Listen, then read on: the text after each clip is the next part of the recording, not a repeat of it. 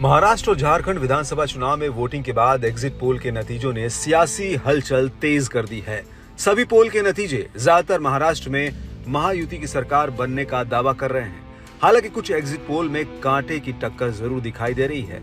ऐसे में साफ है कि महाराष्ट्र में बीजेपी के बिछाए चक्रव्यूह में महाविकास अघाड़ी की गाड़ी फंस गई है। इन नतीजों का महाराष्ट्र नहीं, देश की राजनीति पर भी बड़ा असर पड़ने की संभावना है। बात अगर 288 सीटों वाली महाराष्ट्र विधानसभा चुनाव की करें तो पोल ऑफ पोल्स के नतीजों में बीजेपी की अगुवाई वाली महायुति को 152 सीटें मिलने का अनुमान है। वहीं एमवीए को 129 सीटें मिल सकती हैं, जबकि अन्य के खाते में 7 सीटें जाने का अनुमान है। वहीं चाणक्य स्ट्रेटजीज के एग्जिट पोल में भी महायुति की वापसी होती दिख रही है। एग्जिट पोल के मुताबिक बीजेपी गठबंधन को 152 से 160 सीटें, कांग्रेस गठबंधन को 130 से 138 सीटें मिलने का अनुमान जताया गया है। पॉलिटिकल पंडितों की माने तो महाराष्ट्र में बीजेपी ने खास रणनीति के तहत चुनाव लड़ा। पीएम मोदी से ज्यादा रैलियां और सभाएं देवेंद्र फडणवीस ने की।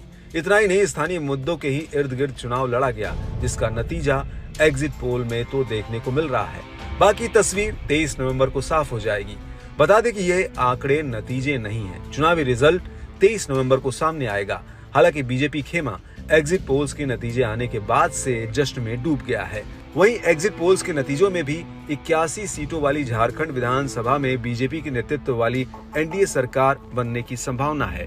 वहीं इंडिया गठबंधन को बड़ा झटका लगा है।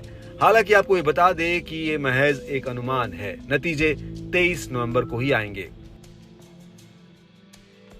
मेट्राइज एग्जिट पोल के आंकड़ों के मुताबिक 46 सीटों पर बीजेपी के नेतृत्व वाला एनडीए गठबंधन कब्जा जमाने जा रहा है। वहीं कांग्रेस के नेतृत्व वाले इंडिया गठबंधन को 29 सीटें मिलने का अनुमान है। 6 सीटें अन्य दलों के खाते में जाने की संभावना जताई गई है।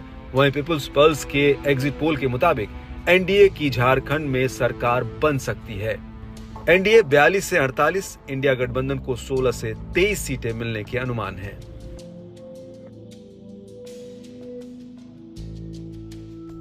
सौ पार होड़ लगी हुई थी एग्जिट पोल वालों की कि कौन कितना ज्यादा सीट पहुंचाता है।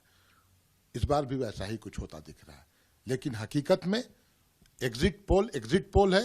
एग्जैक्ट पोल जो होगा, जो परिणाम आएंगे वो चौंकाने वाले होंगे, एक तरफा होंगे। मैं दावा करता हूं कि कम से कम 55 प्लस में हम लोग जाएंगे। अरे लोगों का उत्साह देखिए, महिलाओं की कतार देखिए, वोट की जो बढ़ोतरी हुई, परसेंटेज जो बढ़ा वो देखिए।